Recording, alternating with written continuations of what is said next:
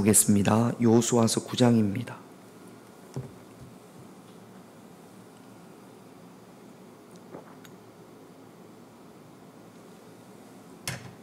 여호수아서 9장 27절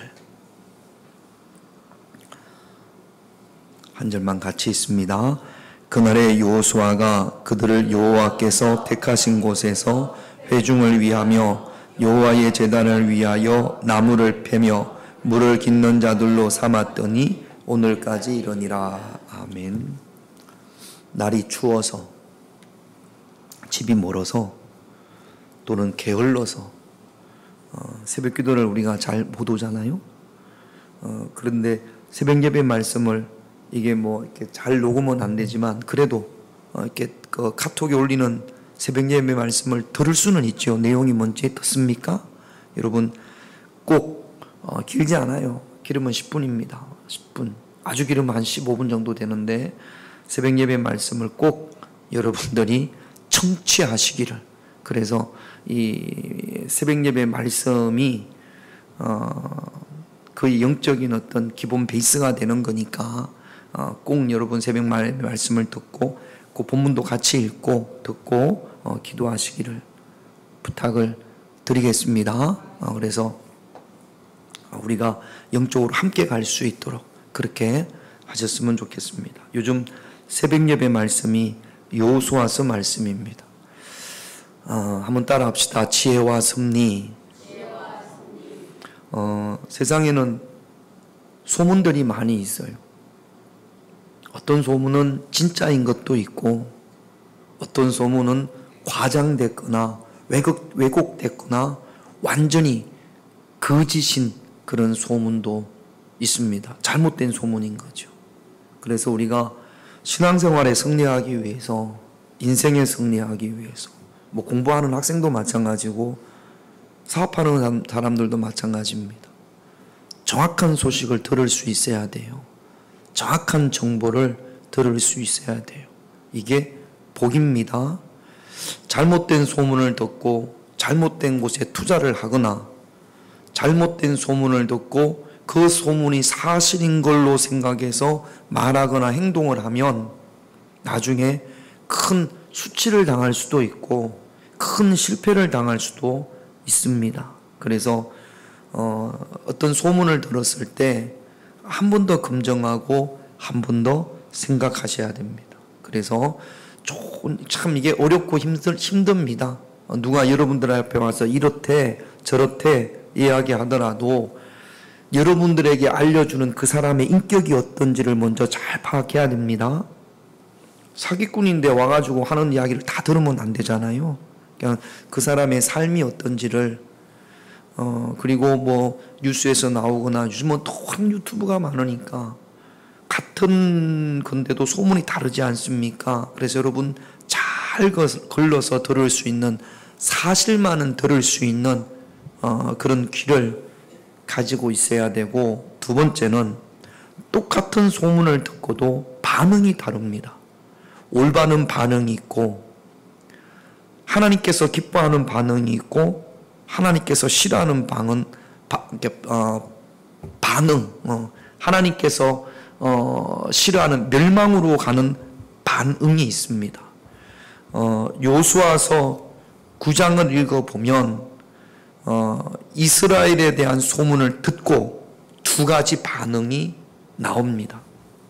이스라엘이 어떤 소문을 듣냐면 이스라엘이 요단강을 어떻게 건넜는지, 여리고성 전투에서 어떻게 이겼는지, 아이성 전투에서 어떻게 이겼는지, 그 옛날에 홍해를 어떻게 건넜는지, 광야에서 아말렉과의 전쟁에서 승리했는지, 이런 소문들이 가나안 땅에 사는 사람들에게 막 들려왔습니다. 사실이지 않습니까? 자, 먼저 그 이야기를 듣고 이런 반응을 보인 사람들이 있습니다. 1절, 2절을 볼게요. 같이 있습니다. 2일 후에 요단 서쪽 산지와 평지와 레바논 앞 대해 연안에 있는 헷사람과 아모리 사람과 가나안 사람과 브리스 사람과 히위 사람과 여부스 사람의 모든 왕들이 이 일을 듣고 모여서 일심으로 여호수아와 이스라엘에게 맞서서 싸우려 하더라. 그러니까 가나안 땅 남쪽에 있는 작은 그냥 성읍입니다. 도시국가들인 거죠. 지금 우리 대한민국 이런 게 아니고 뭐 대전, 또 공주, 부여 이런 성들을 그냥 왕들이라고 하는 겁니다. 도시국가들. 이들이 누구의 소문을 들었다고요? 이스라엘의 소문을 들었다고요. 자, 그 소문을 듣고 어떤 반응을 보이냐면 2절에 보면 다 이제 그 왕들이 그 소문을 들었어요. 그리고 야, 어떻게 하면 좋아? 어떻게 할 거야? 니들 어떻게 할 거야? 눈 감지 말고 눈 뜨고 자, 어떻게 할 거야? 너 어떻게 할 거야? 너는 어떻게 할 거야? 당신은 어떻게 할 거야?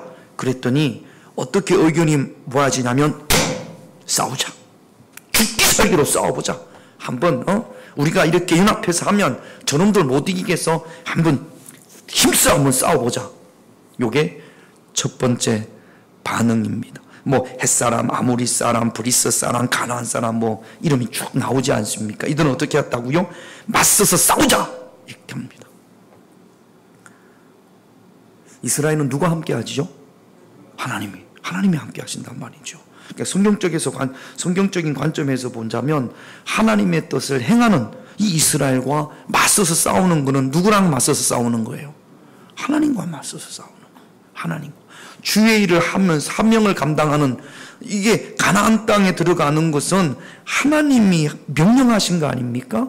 그러니까 지금 이들은 누구랑 맞서서 싸우려고 하냐면 하나님과 맞서서 싸우는 거죠. 두 번째, 이것도 다른 반응입니다. 3절, 4절, 5절 그렇게 세 절 같이 있습니다. 기브온 주민들이 여호수아가 여리고와 아이 행한 일을 듣고 꾀를 내어 사신의 모양을 꾸미며 헤어진 전대와 헤어지고 찢어져서 기운 가죽 포도주 부대를 나귀에 싣고 그 발에는 낡아서 기운 신을 신고 낡은 옷을 입고 다 마르고 곰팡이가 난 떡을 준비하고. 기브온도 꽤 큰 성읍이에요. 예루살렘에서 조금 북쪽으로 올라가면 기브온이라는 그 동네가 있습니다. 이 사람들은 아까 1절에서 1절, 2절 했던 나왔던 그 사람들과 다릅니다. 요 기브온 주민들은 들었어요. 여리고성이 무너졌어. 아이성이 정복당했단 말이죠. 그리고 나중에 보면 광야에서 어떤 일이 있었는지도 익히 알고 있어요. 그래서 4절에 보면 꾀를 내어, 요게 지혜입니다. 요게 지혜. 꾀를 내어. 자, 이스라엘이 가나안 땅에 들어올 때 적당히 뭐 타협도 하고 조약도 맺고 이러지는 않습니다. 하나님께서 이스라엘에게 다 진멸하라고 했거든. 요거까지 알고 있어요. 이스라엘은 확신 조약을 안 해. 가나안 땅에 있는 모든 족속을 다 진멸하라고 하나님께서 말씀하셨대. 그래서 여리고를 진멸했단 말이죠. 아이를 진멸했단 말이죠. 요 이야기를, 요 정보까지 간첩을 보냈나 봐. 간첩을. 정보원들을 보냈나 봐요. 그래가지고 요 이야기까지 다 알고 있어요. 그래서 꾀를 냈어요. 꾀를 내서 어떻게 했어요? 오늘 말씀해 보면 지금 듣고 있죠? 딴 생각하는 거 아니죠? 듣고 있습니다. 꾀를 내가지고, 자, 아까 1절, 2절 사람들은 맞서서 싸우자! 이렇게 했고, 기브온 사람들은 사신을 보냅니다. 멀지도 않아요. 지금 같으면 기브온에서 길가까지 차 타고 1시간이면 갈 것 같아요. 사신을 보냅니다. 사신을 보내는데, 전대, 멀리 여행하려면 지갑이 있어야 되잖아요. 돈 넣는 전대, 다 헤어진 전대.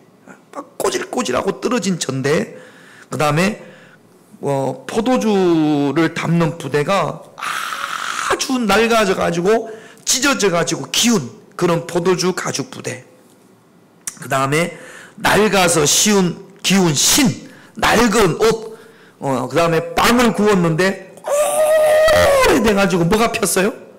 곰팡이가 폈어요. 그런 몰골을 하고 사신을 꾸미는 거죠.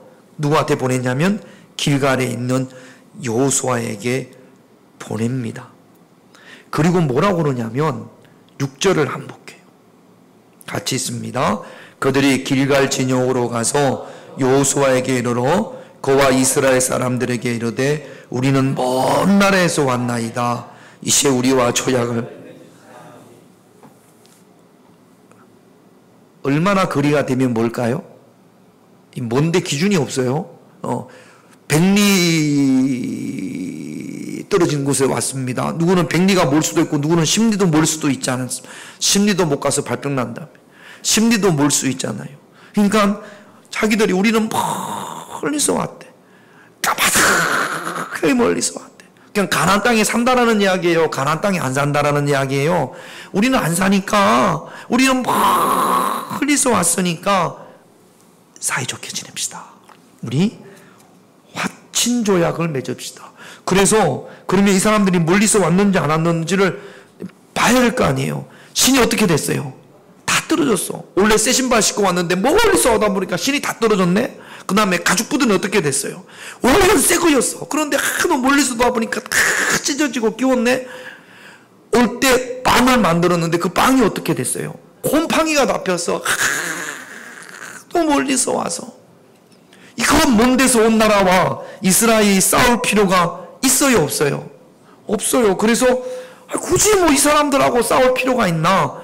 이렇게 멀리서 왔는데 곰팡이가 필 정도로 빵을 만들었는데, 아니 출발할 때 빵을 만들었는데 어떻게 왔는지 뭐 모르지. 하루에 한 1km 걸었는지 하여튼 빵이 다 곰팡이가 폈단 말이죠. 보니까 그렇단 말이죠, 물건이. 그래서 조약을 맺으려고 하는데, 그런데 이스라엘 백성들이 다 속습니다. 여호수아도 속습니다. 그런데 다 속는 건 아니에요. 7절을 한번 볼게요. 7절 같이 읽습니다. 이스라엘 사람들이 휘 사람에게 이르되 너희가 우리 가운데에 거주하는 듯하니 우리가 어떻게 너희와 조약을 맺을 수 있으랴 하나. 어떻게 알았을까요? 몇몇 사람들은, 이스라엘 백성들 가운데 있는 사람들은 요거 아닌데, 아닌데. 저는 고향이 어딜까요? 전라도, 강원도, 경기도, 경상도 어딜까요? 어떻게 알아요? 말소리. 억양이 있잖아요. 억양. 그러니까 어떻게 알았는지 아무튼 아닌 것 같아. 요 지역에 사는 사람 같아요. 요렇게 아는 사람이 있단 말이죠. 그런데 지도자들은 몰라. 족장들과 여호수아는 새카맣게 속습니다. 14절 15절 같이 있습니다. 무리가 그들의 양식을 취하고는 어떻게 할지를 여호와께 묻지 아니하고 여호수아가 곧 그들과 화친하여 그들을 살리라는 조약을 맺고 회중 족장들이 그들에게 맹세. 우린 절대로 당신들 싸우지 않겠습니다. 우리 사이좋게 지냅시다. 우리 서로 침략하지 말고 뺏지 말고 화친 조약을 맺읍시다. 그리고는 맹세합니다. 누구의 이름으로 맹세하겠어요? 하나님의 이름으로. 여호와의 이름을 앞에 두고 절대로 당신들 침략하지 않겠습니다. 싸우지 않겠습니다. 그렇게 맹세를 했어요. 얼마 있다가 보니까 이 사람들이 어디 사람들이에요? 바로 옆 동네 사람이에요. 저기 어디야? 저기 황경의 권사님 사는 데가 어디예요? 대동에서 왔는데, 대동밖에 안 되는데 엄청나게 뭐 한 함경도는 되는 것처럼 이야기를 하니까, 근데 알고 보니까 바로 옆 동네 사람이에요. 천천히 가도 3일길만 가면 충분히 갈 수 있는 그런 길가라고 지금 기보 나오기 멀지 않습니다. 어떻게 했어요? 쏘갔어. 여기 보면 하나님께 물었어요, 안 물었어요? 하나님께 묻지 않았어요. 여러분 꼭 하나님께 묻는 그런 저와 여러분들이 되셔야 될 줄로 믿습니다. 왜 거짓말했습니까? 왜 거짓말했습니까? 왜 거짓말해가지고 우리를 속여가지고 이 계약은 성사가 되는 거예요, 무효예요? 우리 같으면 막 무효라고 하겠지. 내가 속아서 그렇다고. 그런데 이미 하나님의 이름으로 뭐 했어요? 다 꽝꽝꽝 누가 쏘고래? 쥐들이 조사를 잘 안 해보고 벌써 여호수아와 및 족장들이 대표들이 조약을 체결을 갖고 사인 다 했어요. 태태태 하고 우리 옛날에 어릴 때 약속하면 그러면 땅에 태태 바르고 그 발로 이렇게 밟았거든요. 약속을 어기려면 침 뱉은 걸 핥아 먹어야 된다고. 절대로 이제 이거는 끝난 거라고 뭐 그렇게 이게 다 그렇게 끝났어요. 어떻게 해야 돼?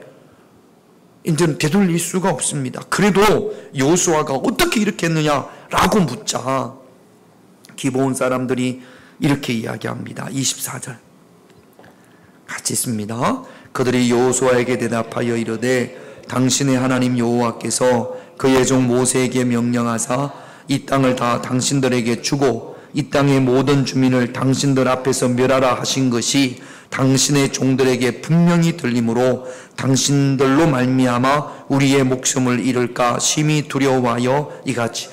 누가 두려운 겁니까? 하나님이 두려운 거예요. 하나님이 다 주셨다는 것을 우리가 알고 있으니까. 비록 기브온 사람들이 하나님이 어떤 분인지를 잘 모르는데 이스라엘과 함께하는 여호와가 두려운 겁니다. 그리고 여호와 하나님께서 이스라엘에게 약속하신 것이 다 이루어졌거든요. 그러니까 지금 기브온은 여호와라는 그 하나님, 이스라엘이 믿는 여호와라는 하나님과 맞서서는 안 되겠다라는 사실을 기브온 사람들이 아는 거죠. 그래서 맞섰다가는 어떻게 돼요? 우리의 목숨을 다 잃을 수 있으니까 어떻게든지 우리가 살려고 하다 보니까 이렇게 거짓말을 할 수밖에 없었다라는 거죠. 여러분 이거 잘 보세요. 하나님께서 여호수아를 비롯한 이스라엘 백성들에게 가나안 땅에 지금 이스라엘 땅에 사는 그 사람들을 가나안 족속이라고 해요. 그러면 뭐 거기 보면은 뭐 무슨 족속 많잖아요. 대전에 무슨 동이 있어요? 용전동, 가양동 또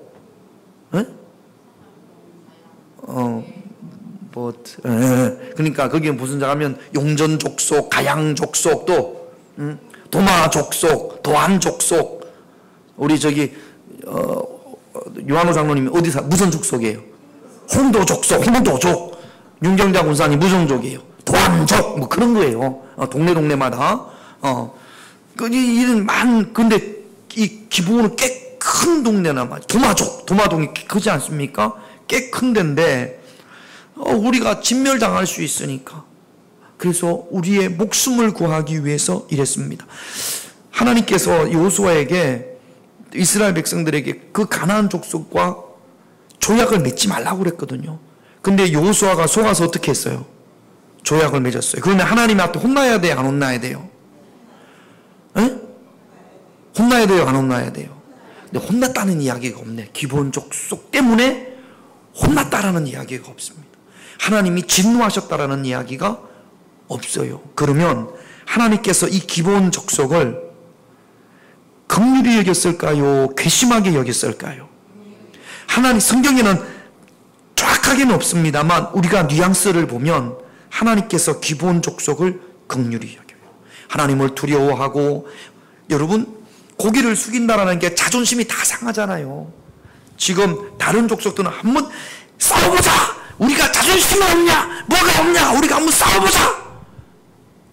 여기 속이 후련합니까? 살려주세요. 잘못했습니다. 살려주세요. 우리는 먼 데서 왔습니까? 왔습니다. 여기에 마음이 후련합니까? 응? 잘못했습니다.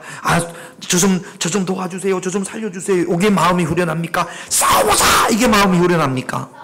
싸워보자. 몰라요? 고개 숙이려면 자존심이 상하잖아요. 안 그래요? 여러분들은 뭐 전혀 허리 숙이고 하는 게 자존심이 상하잖아요. 그래요? 안 그래요? 대답을 안 해. 싸워보자! 부부끼리도 부부가 싸우는데 자존심 때문에 안 그러면서 우리 한민이하고 영민이가 중학교 때 싸웠습니다. 싸워가지고 한민이가 중학교 2학년 1학년인데 나 나간다! 그랬더니 영민이가 깜짝 놀래가지고 흥아 나가지마. 안 그럴게. 그래야 되는데 나가면 또 오지마. 그래가지고 자존심이 상해서 들어가지도 못하고. 그러니까 여러분, 이게 싸우자! 이게 자존심이 이게 확, 막 그래도, 뽀대가 나잖아요. 그러다 어떻게 됐어요? 다 죽지. 하나님 앞에. 우리가 신앙생활 하면서 여러분 이거 잘 구별을 하셔야 됩니다. 이게 하나님이 원하실 때는 싸워야 되는데 절대로 하나님과 대적해서는 안 되는 거예요. 그러니까 여러분 지금 이 기본 족속을 하나님이 긍휼히 여기신 것 같아요. 그러니까 이 꾀가 여러분 봐봐요. 일반 백성들도 아는데 여러분들 요 사람들 멀리서 온 게 아니야. 딱 꼬라지 보니까 도안동에서 왔네. 딱 도안족이네. 딱 보니까 홍도족이네. 이렇게 보니까 딱 보니까 벌써 기도 조금만 하고 보니까 홍도족이네. 이게 일반 사람들도 알았단 말이죠.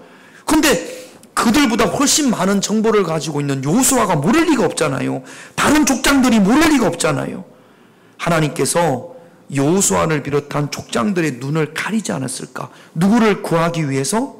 기본 족속. 이 비록 거짓말이자 속였잖아요. 그런데 이런 하나님 앞에 지금 두려워서 하나님 앞에 벌벌 떠는 거 아닙니까? 하나님 살려주세요. 그런 거 아닙니까? 이거를 하나님께서 기뻐 보신 것 같아요. 자, 26절, 27절 같이 있습니다. 여호수아가 곧 그대도 그렇게 행하여 그들을 이스라엘 자손의 손에서 건져서 죽이지 못하게 하니라. 그날의 여호수아가 그들을 여호와께서 택하신 곳에서 회중을 위하여 여호와의 제단을 위하여 나무를 패며 물을 깃는 자들로 삼았더니 그냥은 안 돼. 아무리 조약을 맺었어도 우리가 당신들을 해치지 않겠지만 그래도 당신들도 우리한테 거짓말을 해서 속여서 조약을 맺었기 때문에 요건 당신들이 해야 됩니다 라고 한 게 뭐냐면 대대로 평생을 주의 성전에서 일을 해야 돼요. 여러분 주의 성전에서 일하는 사람 어떤 족속들만 주의 성전에서 일할 수 있죠? 레위 족속들만 성전에서 일을 한단 말이죠. 레위 족속들을 도와서 성전에서 번제를 하거나 이럴 때 여러 가지 나무도 필요하고 물도 필요해요. 이거 일을 당신들이 해야 된다. 이거 해야 된다. 라고 이야기를 합니다. 그런데 기본 사람들이 그 이야기를 듣고 자존심 상해하지 않아요. 너무 기뻐합니다. 예, 그렇게 하겠습니다. 성전에서 그렇게 하겠습니다.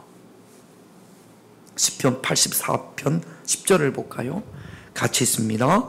주의 궁정에서 한 날이 다른 곳에서의 첫날보다 나은즉 악인의 장막에 사는 것보다 내 하나님 성전의 문지기로 있는 것이. 여러분 이 기본 사람들이요 이스라엘이 남유다가 멸망할 때까지 성전에서 일합니다. 여러분들이 신앙이 한 개도 없어요. 여러분들이 신앙이 요만큼도 없어요. 요만큼도 없어요. 그런데 하품 크게 해도 괜찮아요? 자, 고인강 군사님이 신앙이 요만큼도 눈곱만큼도 없어. 눈곱만큼도 없어. 그런데 하루에 10번 예배를 드려야 되네. 하루에 10번, 무조건 10번을 예배를 드려야 돼. 그러면 신앙이 들어갈 거야, 안 들어갈까요? 안 들어가? 신앙이 50년을 하루에 10번을 예배 드렸네? 그러면 말씀을 하루에 막 10번을 들어야 돼. 예배를 10번을 드려야 돼. 그러면 신앙이 들어갈까요, 안 들어갈까요? 한번 해봐요. 하루에 10번씩 예배 드려봐봐. 신앙이, 여러분, 제가 새벽에도 잠깐 말씀을 드렸습니다만, 제가 막 신학교 들어와가지고, 대전에 한 제법 큰 교회에서, 이렇게, 사역을 하는데, 교회 학교도 맡고, 중고등부도 맡고, 그렇게 사역을 하는데, 거기는 사찰 집사님이 한 분 계셨어요. 지금은 사찰 집사님이라고 안 하더라고. 관리부장 이렇게 하든지, 관리 권사님 그렇게 하든지. 근데 그때는 사찰 집사님이라고 했거든요.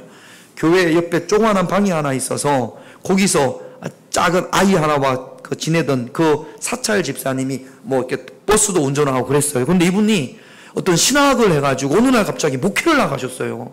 그 교회에 누가 필요해요? 이 교회를 관리할 사찰 집사님이 필요하네? 당장 사찰 집사님이 필요해요. 그런데 바로 이렇게 어디서 구하려고 하니까 없으니까 지금처럼 인터넷이 있는 것도 아니고 그래서 빨리 전도사님들한테 우리 교회 사찰을 구해야 되니까 이렇게 할 만한 사람이 있으면 한번 구해봐라고 그랬는데 그때 누가 전사님 한 분이 목사님 지지난주에 등록한 젊은 집사가 하나 있는데 남편은 교회를 안 와요. 근데 이 집사가 이삿짐 센터라다가 쫄딱 망했어. 이삿짐 세타를 하다가 쫄딱 망해가지고 우도할 데도 없네. 근데 그 사람들이 성실해요. 그분들 한번 시켜보면 어떨까요? 남자는 신앙이 하나도 교회를 안 다녀요. 여자는 등록한 지 2주 됐어요. 자, 이건 모험이에요, 모험이 아니에요? 모험이에요. 그래가지고 하겠냐 그랬더니 이 사람들도 지금 할 데가 없잖아요. 그래서 하겠습니다. 그래가지고 그때부터 사찰을 했어요. 여자분은 옛날에 교회를 좀 다닌 것 같은데 남자는 전혀 덩치도 좋고 힘도 있고 성실해요. 근데 신앙이 요만큼도 없어요. 교회 화장실에서 담배 피다가 몇 번 걸렸어요, 저한테. 저도 겨울에는 집 이제 기숙사에서 나와야 되니까 사무실에서 자다가 어떻게 하다 보면 막 깜짝 놀래가지고 뭐라 그래, 웃어야지. 근데 그 남자 집사님이요, 목사님들이 신방 가면 따라가고 병원에 가면 따라가고, 심지어 어떤 일이, 제가 그분한테 들었던 이야기입니다.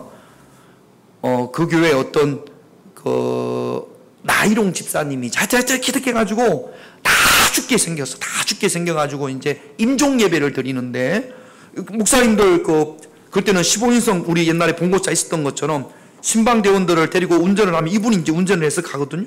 가면 이제 가서 예배를 드리면 어떻게 해? 예배 참석해 해야죠. 같이 갔으니까. 그래서 이렇게 앉아 있는데 이제 뭐 하늘 가는 밝은 길이 찬양 부르고 그러는데 갑자기 이제 거기 뭐 숨이 깔딱깔딱 하는 분이 죽기 직전, 이제 임종 예배는 끝나면 이제 돌아가시는 거잖아요.